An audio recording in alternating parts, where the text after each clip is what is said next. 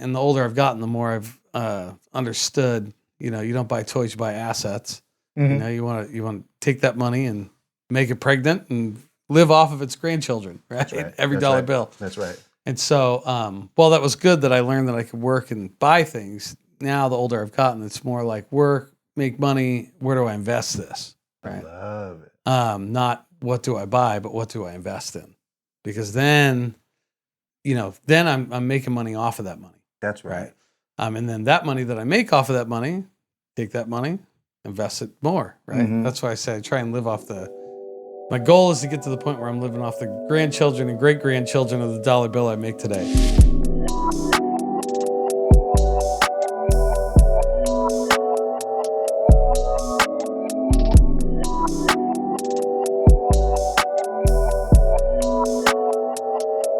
Good afternoon, and welcome back to another season of the Same Business, Different Day podcast, Season 7. The premiere episode here, I am your host, Zeke Corley, here at the Film Hub in Vista, California, on our new set. For those of you guys who are our audio-only listeners, I'd encourage you to try to get the whole picture here. Check out the YouTube, check out the Spotify video, but either way, you'll be able to get the great content that we like to put out no matter what. We're going to move to probably bi-weekly on these shows, but we have other shows that are going on in between.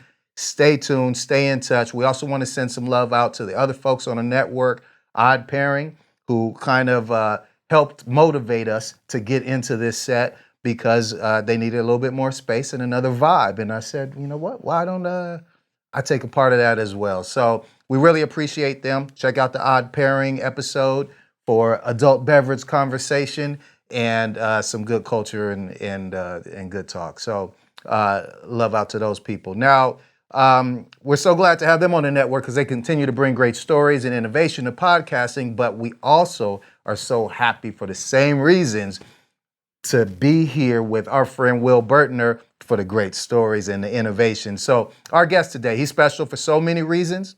The listeners to this show understand how we like to tell these success stories of each of our guests in business.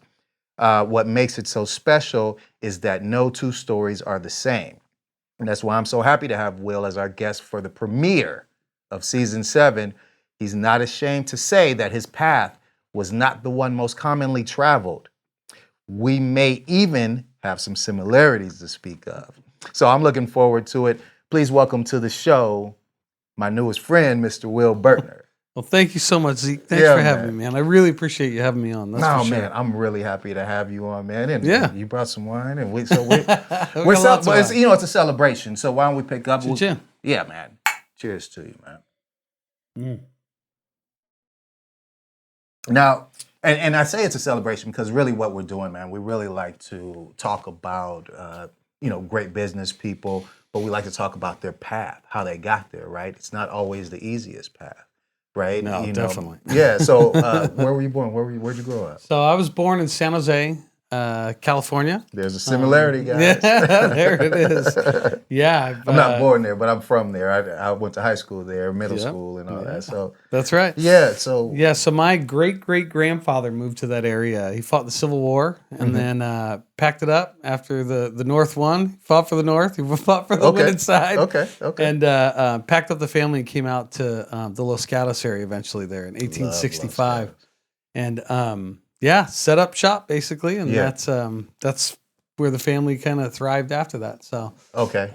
Were there a lot of so you have a lot of family members up there, a lot of cousins? We did, we had a lot of family in that area, but everybody kind of spread out after that.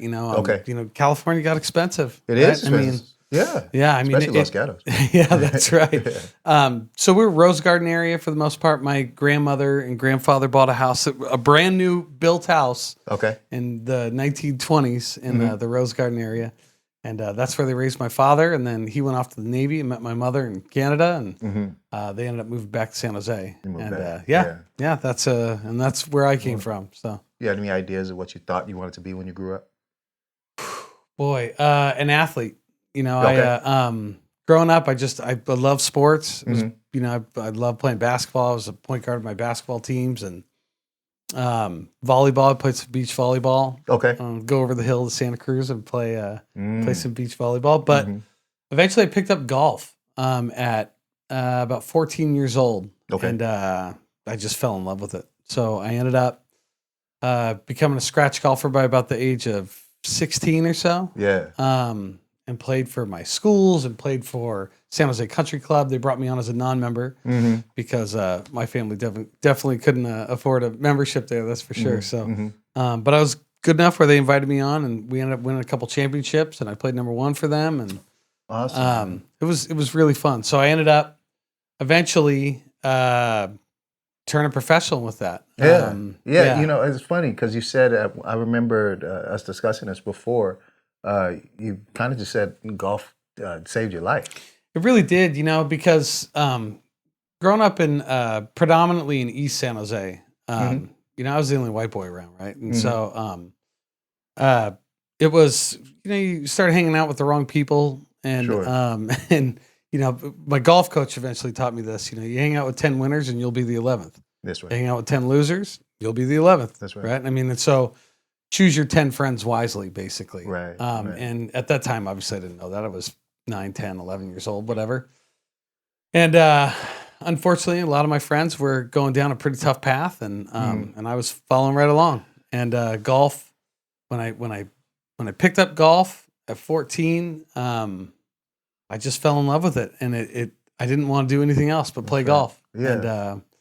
And it kind of pulled me away from a lot of the stuff that I was doing. You know, it's interesting. You know, and I've certainly hoped that, you know, we used to say, you know, you got 9 broke friends, you're going to be the 10th one, right? And choosing friends, and the way that I raise my kids, we talk a lot about friends versus acquaintances, right? These are people that you know, because, you know, once you get later and later on in life, you realize that, you know, you may only have a handful of friends even then. You know what I mean? Yeah. So, but what I think that's happening in those adolescent years, I'm just thinking as I'm talking to you, is you're learning some other special values there. And one of them is loyalty. Because you think, oh, if that's my friend, then I got to jump off the bridge with him. You know what I'm saying? And so you're kind of testing the loyalty thing. And then you find out later he wasn't loyal to you either, and he's not really your friend. No. But so you kind of got in a little trouble, though, being loyal to some guys that you... Well, and they were loyal to me too, honestly. Right. But unfortunately, we were loyal for the wrong reasons, right? It was to defend each other, and you know, always looking for whatever trouble we could get into. And and so I got expelled from the first high school I went to. And expelled from the whole school district, right? Because of a big fight that we all got into. Wow. And you know, that's when golf came along, right? And it was just at that same kind of moment that it was like, all right, it wasn't like a choice, because at that point I just kind of fell in love with the game and started playing it.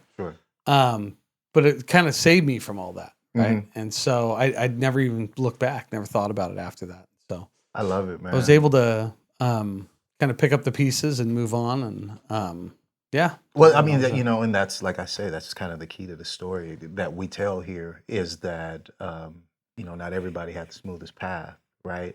And so to talk about, you know, being expelled from, you know, a whole school district, you know, that's got to be tough on the family. That's got to be tough on everybody trying to scramble to figure out, you know, where's he going to go to school next? He's not going to not go to school. We're not going to just leave him out of the streets or something like being that. 14 and looking for a school is not easy. But, it wasn't part of the plan. No, definitely not. But, you know, I went to 9 different schools between kindergarten and 12th grade, right? Man, and that's so such an amazing people story. say, "Oh, you military?" I said, "No, we're just poor. We yeah, just moved around a lot." Yeah. And you know, we weren't like, you know, it's not like we were dirt floor poor or anything like that. But you know, we had to move around a lot. That's for sure. Did you have some early jobs? Did you contribute? And yeah. I started working with my dad. He was an accountant. But then he started a janitorial business on the side, and he'd employ some of the high school kids and whatnot. But I started working for him at 11 years old, cleaning toilets and dumping trash, and vacuuming and waxing floors and pulling dead rats out of the ceiling and doing the whole deal, right? 5th grade. But, you know, I got paid for it. And so I started to realize that it's where I kind of developed my work ethic was, you know, you don't just sit back and take things for free. You got to go out and get it, right? And so that's what I did. I wanted a boat. I remember I was 11, almost 12 years old, and I wanted a boat. I love boats, right? Okay. And so I worked all summer, saved up my money, and bought my first boat. And so I was able to do Wait that. a minute. You bought your first boat when? When I was 11 years old. Yeah. What kind of boat is this? It's Is it just a Tom Sawyer boat? yeah, pretty much. No, it was a 15-foot adventure with a 35 horsepower Evinrude on the back of it. Wow. Didn't run very well, but it was mine. Mini boats, though. And it floated. Yeah, So that's an important. That's right. Yeah. So so I had that boat for a while, and then it was like I say, just kind of taught me, like, if you work for something, you can get what you want, right? Right. Now that was a toy, and the older I've gotten, the more I've understood. You know, you don't buy toys, you buy assets. You know, you want to take that money and make it pregnant and live off of its grandchildren, right? That's right. Every That's dollar right. bill. That's right. And so, that was good that I learned that I could work and buy things. Now, the older I've gotten, it's more like work, make money. Where do I invest this? Right. Love it. Not what do I buy, but what do I invest in? Because then, I'm making money off of that money. That's right. And then that money that I make off of that money, take that money, invest it more, right? That's why I say I try and live off my goal is to get to the point where I'm living off the grandchildren and great grandchildren of the dollar bill I make today, right? Damn, that's a bar, man. That's beautiful. I love the way you put that, man. Yeah. So after high school, what happens to you after that? Do you go on and just stay in the workforce? Or? No, I went into junior college. Okay. To play golf for San Jose City College. Played golf for them for a couple of years. Went to the state championships twice, and I came in fourth one year, and I think fifth or sixth the next year, something like that. In San the Jose state. City College, right around that time. Well, I'm a little older than you. I think we're the same age. Really? Yeah. But they had the all-weather track. I ran track at Leland, and so San Jose City was the first to get it. And it was blue. It was beautiful. Yeah, It was fast too, man. You get on that track, and it was like, man, this is nothing like running on dirt. Well, the golf team, we didn't run on the track, so I wouldn't know about. No, that track was so fast. Otto Bolden went there. He was an Olympian. Oh, no way. Yeah, he's from Trinidad and Tobago. He went there and ran on that track, man. Hit some big records, actually. Wow. Yeah. All right. Yeah, man. So a little San Jose history. Yeah, lots of San Jose history. Man, people don't know that was the first capital of California. No. Right, it was San Jose. I didn't know that. Yeah, just for a year, but the people that were running the state felt that it was too many shanties, and at that time it was a little run down. So they moved it to the East Bay, and then for a couple of years, and then eventually moved to Sacramento. But yes, San Jose was the first capital of the state. That's awesome, man. Yeah. All right. Well, thanks for the history. So, City College, you playing golf, and I got offered a couple scholarships from there, and turned them all down and dropped out of school and turned professional. Okay. And hated it. You hated school or hated professional golf? I hated school, and then I hated professional golf. I was like, what am I going to do now, right? Okay. So what did you do? I ended up working at a bar in San Francisco. I was a bartender, and I was working at night playing golf during the day. Yeah. And so, that's why I kind of took that and realized, like, I guess this is going to be my deal moving forward. So I kind of put everything into it. Eventually met my wife there at that bar. And we got married. We're still married today. Was she at the bar doing karaoke? You told me she was a great singer. No, she was traveling, actually. She was on vacation, and she just came in. And on your day. And she never left. And so, I was living on a boat at that time. Really? It was super fun, man. It was really cool. So we had a good time and ended up getting married, quit our jobs, went to Europe for 3 months for our honeymoon. Okay. And then moved to San Diego. Yeah. That's when you moved to San Diego. Yeah, that's right. Okay, so then when you get down to San Diego, what are you doing? What kind of work are you doing? That's when I dove in full force. So I was working at West Steakhouse in Carlsbad. I know West. They're shut down now. Yeah, right? they're shut down now, I remember West. Yeah. So you just got straight into the food and beverage industry. I was, being from San Francisco and working in a bar in San Francisco, I found it pretty easy to get a good job down here. And so that's what I did. Yeah, I got a job at West and dove into the sommelier program. Yeah. And that was it. And then now I'm a level 2 certified sommelier. And that's what I do. That's amazing, man. We're gonna talk about that a little bit too. But let's just celebrate the early life, man. Yes, yeah, we made it. We made it this far. We made it to this chair. Right. We're here to interrupt your regular podcast listening and ask you to join us at Odd Pairing Podcast. Yes, it's Paige and I, and we are here every week now on Fridays. And we talk about adult beverages and the community, a little bit of the history of it, and we're just going on a nice little journey. And you can hear other people's drinking stories. So why wouldn't you want to listen? That's the best part. That is the best part. Cheers.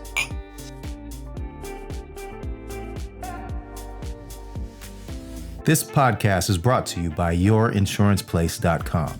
Owning a business is hard work.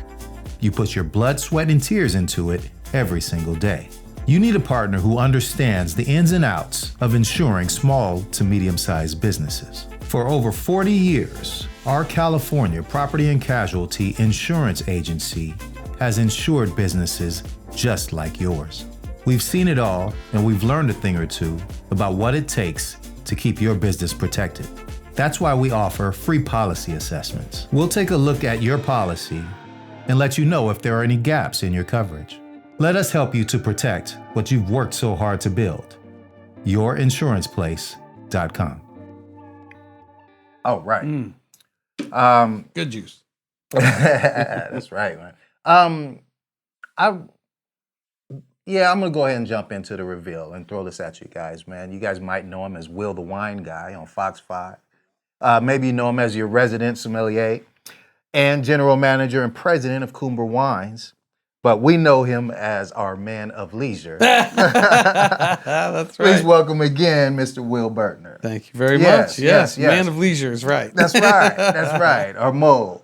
So you brought a bottle. I brought a bottle. And so I'm going to taste yours now as you talk about the sommelier. How do you pronounce it? Sommelier. Sommelier program. Level 2. Yeah. It's a lot of work. It is a lot of work. You know, there's 4 levels to the quartermaster sommeliers. The problem is the divorce rate goes to about 80% when you go from level 2 to level 3. And I like being married and I love my wife and I love the kids and I want to keep it that way. So once I got to level 2, it was good at that point. I was good. I was certified sommelier.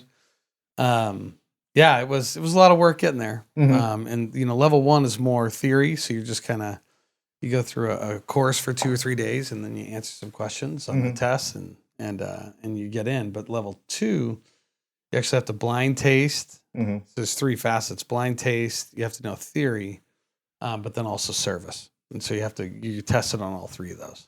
Wow. So, wow. So you have to identify, you know, the wine based off of, you know, looking at it. Yeah.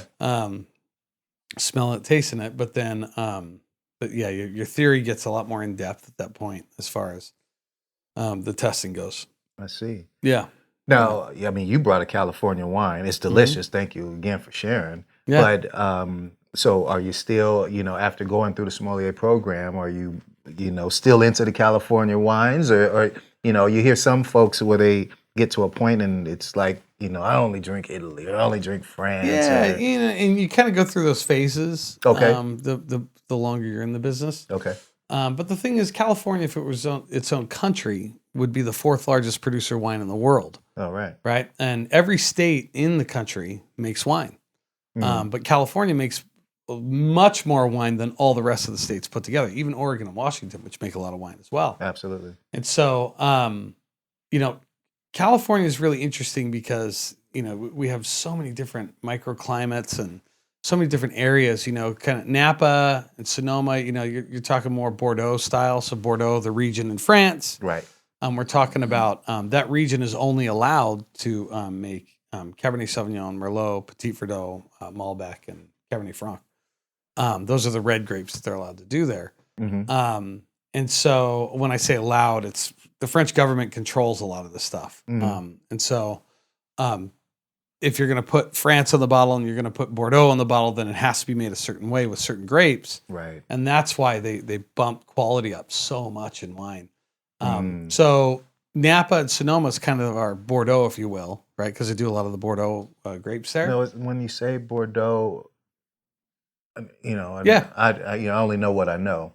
But I hear a lot of the GSM talk, right? Grenache, Syrah, Mourvedre. Yeah. Is that kind of trying to copy that blend? No, so that's from the southern Rhone Valley. Oh, that's so. the Rhone. Okay. So if you look at regions in France, your regions look at it like a state, or however you want to do it. Sure. Bordeaux is one region, and that's in the southwestern part of the country. Yeah. Burgundy is going to be further north, right? A little cooler climate. Yeah. That's where your red Burgundy is Pinot Noir, white Burgundy is Chardonnay. Okay. Right, and that's it. That's all they do. Okay. For the most part. Uh-huh. And then so Rhone Valley is another one, right? So that's a different region. So in the Rhone Valley, northern Rhone, they pretty much just do Syrah for their red and Viognier for their white. Yeah. But the southern Rhone Valley does somewhere around 20 varieties at this point. And that's where your Grenache, Syrah, Mourvedre, GSMs, they come from that area. You might have had Chateauneuf-du-Pape, CDPs, that sort of thing. So a lot of those are Grenache, Syrah, Mourvedre. Yeah. And then other places around the world have tried to emulate the Rhone Valley. Yeah, it's Well, from what I understand, for some of the guests that we've had on here, like Mermaid Valley Vineyards, they're in an area where the climate is similar to the Rhone Valley. Sure. So then that's why they grow that grape. Yeah, so it makes sense. Robert Haas was the guy who actually brought all those grapes over. He was working with the Beaucastel family winery. And he was part of what they called the Rhone Rangers, right? Okay. Randall Graham and I can't remember all of them off the top of my head, but you got about five or six guys that did that. But Robert Haas was the one that brought it over because that family wanted to have a winery in California. But nobody was doing Syrah at that point. This is 1950s and 60s, right? And so in order to bring it over, they had to quarantine the grapes and make sure they weren't bringing any diseases over and all that stuff. And so any Syrah or anything you have that's Syrah, Grenache, Mourvedre, Viognier, any of that stuff that comes from California is because of Robert Haas. Yeah.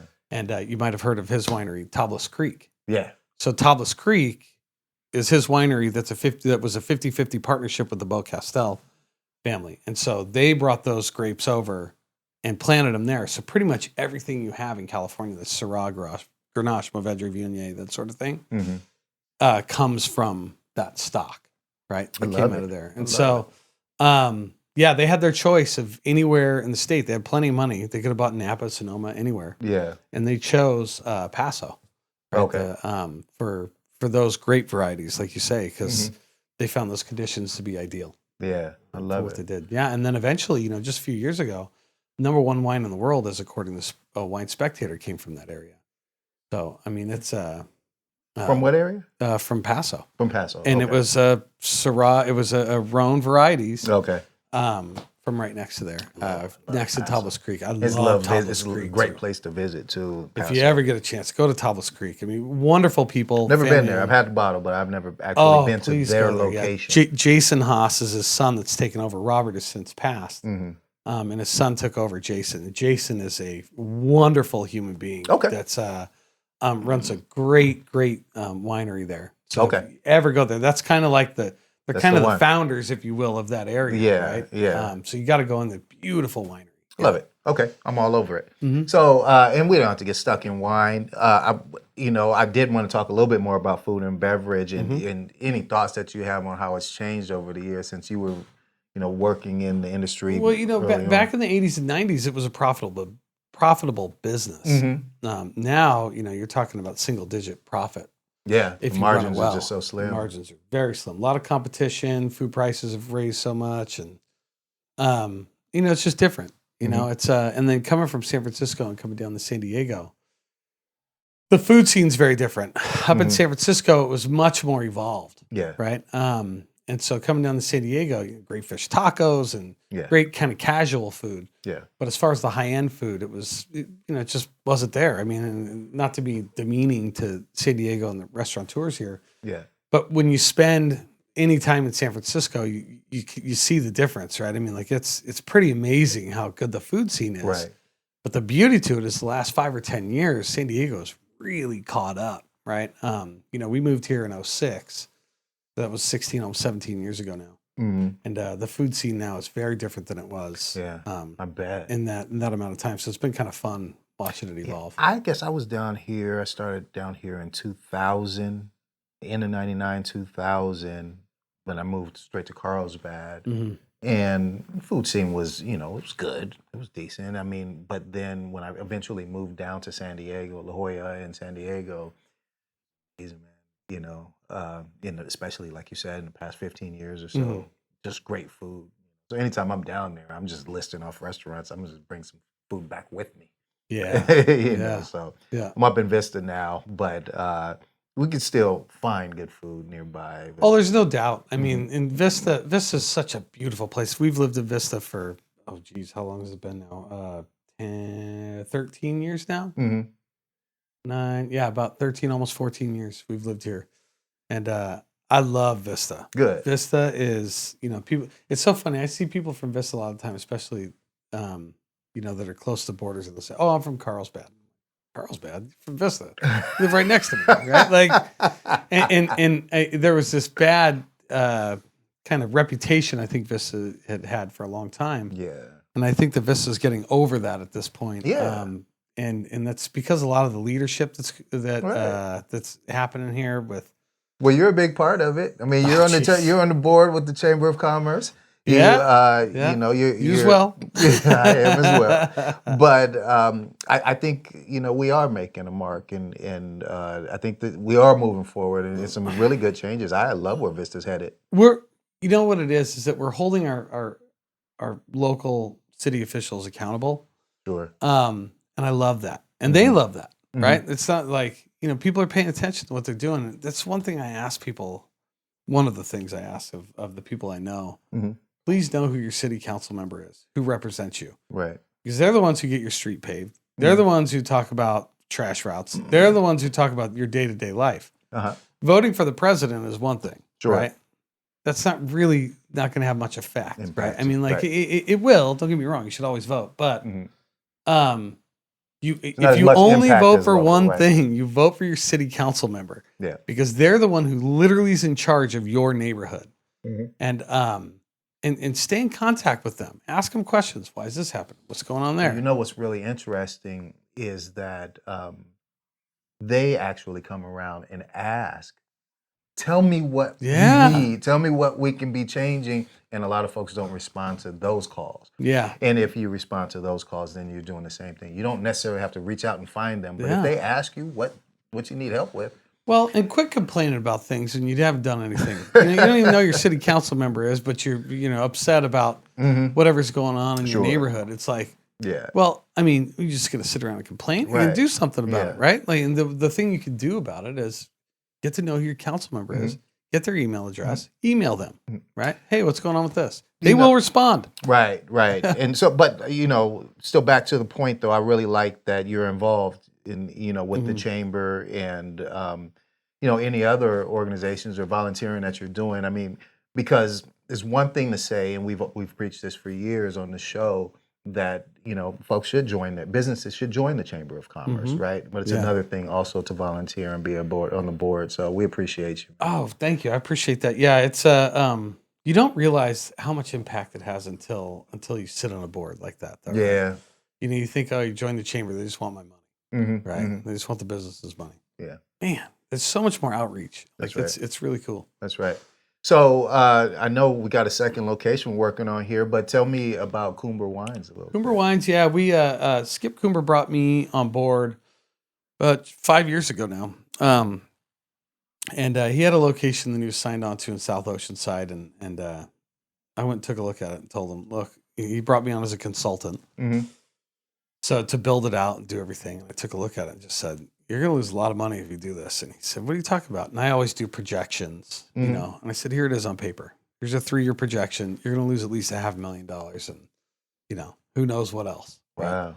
And he said, wow. And I wasn't doing myself any favors because You needed I the job. get paid to build this out. Yeah, definitely. But I couldn't, in good faith, tell them it was going to be good because it wasn't. There was no foot traffic. There was no parking lot. Yeah. So no foot traffic means your destination spot. Your destination spot, you better have a parking lot, right? And there's none of that. Yeah. And so he got out of it, and we found a spot there in Oceanside that had foot traffic and a parking lot. Yeah.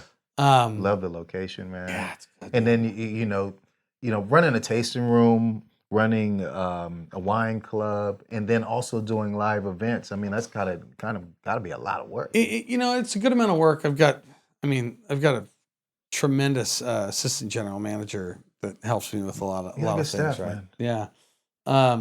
And so, yeah, she takes a lot of the brunt of that. So she's doing the event planning also? Yeah, she does something a lot about of stuff. A dog adoption night? We do all kinds of stuff. Yeah, dog adoption. Night. Well, we do live music 7 nights a week, right? That's awesome. So I book all the music.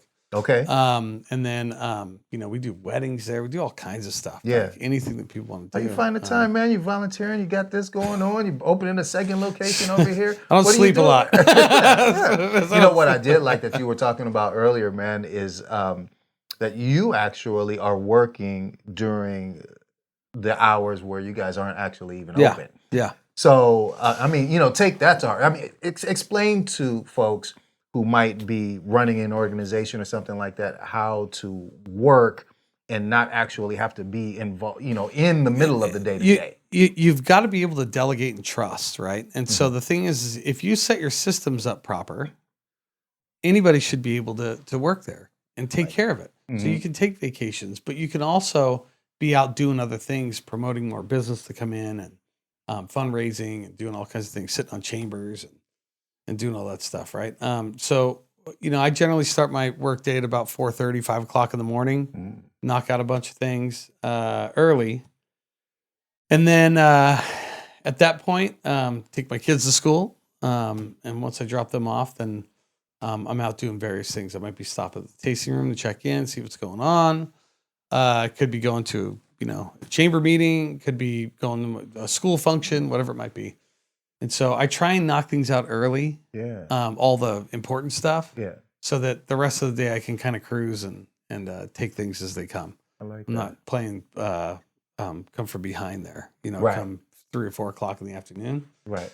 And then I get to have dinner with the family, right? I mean, and food and beverage to have dinner with your family on a regular basis is that is gold. Yeah, you're winning. Yeah, definitely. You either open a breakfast and lunch spot to have dinner with them, or you run it proper. So right. Yeah, I love it, man. That's actually pretty amazing. So I guess then when I texted you at 6 a.m, I didn't wake you up.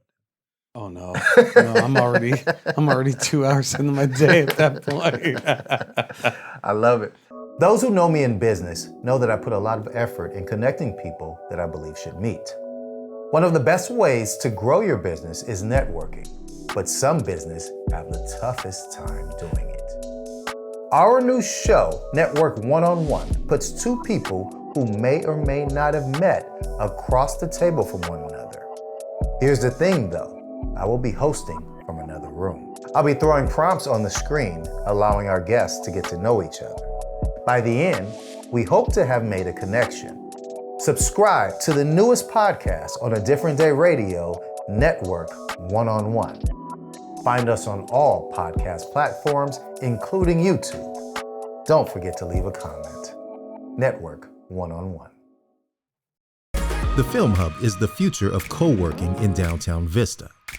Get energized in an inspiring work environment that is built for your success. With multiple membership options for workspace and private offices, you can become a part of our co-working community. The Film Hub makes it easier to produce the professional content your business needs. From video production, live streams, photo shoots, or in-person events, you can create all this and more in our audio and video facilities.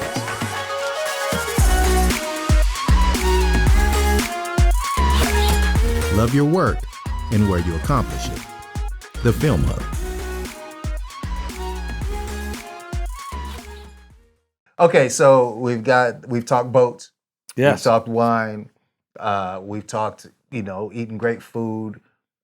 maybe even a little traveling. You went out to Europe and all of that. But what are these other leisure activities that a man of leisure is into? A man of leisure. Yeah, that's right. I had a buddy who used to call me that. He's like, you live on a boat, you play professional golf, you're a sommelier, you smoke cigars, you do all these things. He's like, you're a man of leisure. That's and right. Said, I am a man of leisure. You're That's right. right. And so people think that leisure means you just sit around and sleep all day. That's not what leisure is. Leisure is activities that you do when you're not working, right? And so I love all those other activities that I get to do, and I get to promote them and go on TV and talk about wine and come on awesome podcasts like this and do the same sort of thing. And so, so they started calling me that, and so that's kind of stuck a little bit, right? The man of leisure. So it's a mole, right? Release your inner mole, your inner man of leisure, And so, if you want to talk boats, we'll talk boats. You want to sail? We can go sailing. I lived on a sailboat. Wow. I've got a power boat. We can go cruise up to Catalina. We can do all kinds of stuff. Get out there, play some golf, do some hiking. Maybe go fishing, do all that stuff, and come back and then get back after the workday, right? Yeah. So, you got to take advantage of those leisure activities. And get to know them, like have fun with them. Don't just do them well, right? I love cooking fish, man. Where's the best place you've caught fish? Oh man, well, I used to love catching salmon in outside the Golden Gate there, the Farallon Islands. You're just floating over the top of all these great white sharks, but it's catching salmon. That was at a young age. I was doing that, 10, 11 years old. Man, so many different things. Obviously San Diego, we're the sport fishing capital, maybe of the world, right? I mean, a lot of yellowtail here, though. Yellowtail, anything. There's so many fish, and it's year round here. It's a little slower, obviously, in the winter, but you're still out there catching bass and kelp bass and all that stuff. There's just so many fish. The bluefin have been running a lot lately. And I didn't realize this, but it wasn't until about 15 or 20 years ago that they really started coming back. There was a big lull for a long time. Okay. You had to go chase bluefin, like in Mexico or whatever. Yeah. And they've made their way back. And so it's really neat now because you can just go, there's sometimes you just go 5 or 10 miles offshore and bam, you're into these cows, right? These 300-pound bluefin. Yeah. And so fishing's always fun, catching's better. That's the thing. Fishing's one thing, catching's another, right? My last time fishing was in my teens, and I don't think I caught any then. Yeah, that's right. That's fishing. That's not catching. So that's okay. I've been fishing plenty. Right? I'm a better fisherman than I am a catcherman. I love it, man. So the man of leisure, the mole, man. We're gonna do a podcast with the man of leisure, right? I would love to do that. Yeah, I think that's something that has to happen. I'm looking forward to it. We can cover all kinds of subjects. I definitely know how to leisure. That's for sure. You might as well be able to teach more people how to do it as well. Yeah. If you're gonna do it right. That's right. Do it well. That's right. Well, think about it, man. This is what this is all about. Same business, different day. It's the balance of business and pleasure. That's right. You know what I'm saying? So that's what the celebration is here for, right? We're businessmen, of course. And it might look like we're just hanging out and kicking it, but we've done business, we'll talk business, and we'll continue to talk business. But we have to celebrate. We have to slow down every once in a while and smell our flowers. You watch a good runner, you're a track guy. You watch a good marathon runner. They don't look like they're working very hard, right? But they're running, right? And that's all I'm doing is I'm just running a marathon, and I'm pretty good at this marathon that I'm running. I love it, man. I love it. Also, the man of leisure is the king of metaphors, guys. It's just, apparently, the pregnant money earlier. I'm still working on that one. That's right. I'm living off the grandbabies. That's the goal. I'm not worried about any of that stuff. I don't want any government handouts. I'm gonna make my money, have babies and grandbabies and great grandbabies, and live off of that. Off of that, I love it, man. I love it. So one last thing, though. We talked about the Fox 5 thing, and obviously you're comfortable on camera here. How long did it take you to feel comfortable? And is that something that you'd always wanted to do? About 10 seconds. Yeah, you were into it. Huh? I loved it. Playing golf, when you play golf in front of a gallery, you either love it or you hate it, right? And I loved it. And it's, because everybody's looking at you. It's not like when I play basketball, you had a team, everybody's watching the whole team. The only time they looked at you is when you're shooting free throws, right? And with golf, it's different because when you have a gallery of 50 or 100 people that are watching you play, when you go to hit your shot, the other players, the whole gallery, everybody's looking at you do your thing. And That's so, right. like I say, you either love it or you hate it. And I love that. I love that feeling. I love those jitters. I learned really early on the difference between nervous and excited is preparation, right? And so if you're prepared for that opportunity, then you're excited. Right. But if you're not, then you're nervous. But the feeling is exactly the same. Awesome. And so being able to differentiate those two things, nervous and excited, gets me ready. So when I went on camera, you go on live TV, a lot of people say, "Oh, how do you do that?" Right? I say, "Well, because I'm prepared." So I'm excited about it. Even though it feels like I'm nervous, that same feeling is just excitement if I'm ready for it. So I love it. I love just, get prepared to do whatever I'm going to do. And no, I had no problem ever with it. It was, it's always been fun for me. You're natural, man. Yeah. They say that's the biggest fear of anybody's public speaking, right? More than death. I've seen it a lot. Yeah. And I just don't see it that way. What better way to feel alive than if you feel those nerves going through you and that excitement, the shakes and the whole deal, like then you're alive, right? Right. Yeah, that's it helps to have that voice in that face, man. You just, what a beauty! You could be up there. I think they're gonna throw tomatoes at me. Yes, that's right. I love it, man. Okay, guys, we're gonna throw a couple of business lessons back at you because this is some of the things that we picked up in the conversation today. You don't just sit back and wait for it to come to you. You got to work hard to get it. Work, make money, and invest. Yeah, buy assets. Don't buy liabilities. Buy assets, not liabilities. That's right. We all have to have a car. Don't get me wrong. But E40 said it best, right? Don't go buying $100,000 car before you buy a house. I love it, man. Thanks for throwing that one up there. Man. That's awesome. A little E40 That's it. Welcome to the Bay. That's right. Okay, we got another business lesson. If you set your systems up properly, anyone should be able to come in and take care of it. Delegate. Delegate and trust. You got to be able to delegate.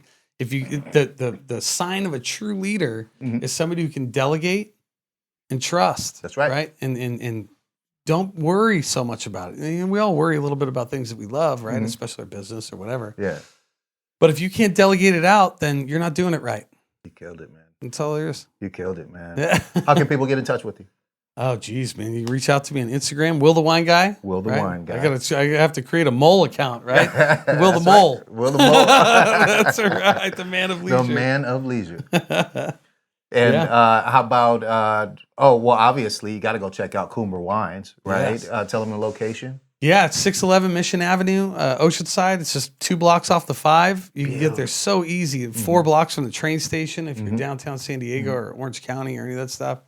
Take the train. Yeah. It drops off right there 4 blocks away. All trains stop in Oceanside. Amtrak, obviously the Surfliner. And it's a nice walk around, too. Oh, it's beautiful. I mean, they've done such a good job in Oceanside. It's a lot cleaner and a lot more safe than I think some people realize. I had a buddy who met me down there today, and he went, "Man, I haven't been to Oceanside in a couple of years. This is amazing down here." And I said, Right. Yeah, it's gorgeous. It's and Vista, this is right there as well. You got a lot going on, man. Yeah. You've got a lot going on. Okay, so thank you guys for tuning in. Again, you see the new set. You see where we're headed. Same business, different day. I want you to check out all the shows. Subscribe. We've got a lot of shows on the network. At A Different Day Radio, at SameBizPod, SameBizPod. Check out the new show that we have, Network One-on-One, where I actually put people in the studio that I think should meet, and they will figure out how they can do business together. So I host it from outside of the studio. It's a great show. I'm really excited about it. Check out all the shows. Check us out on Apple, Spotify, YouTube, anywhere that you get your podcast. Checking out this studio, you might want to get it on the video podcast. But we really thank you to all our listeners, all of our supporters, and appreciate you. Same business, different day.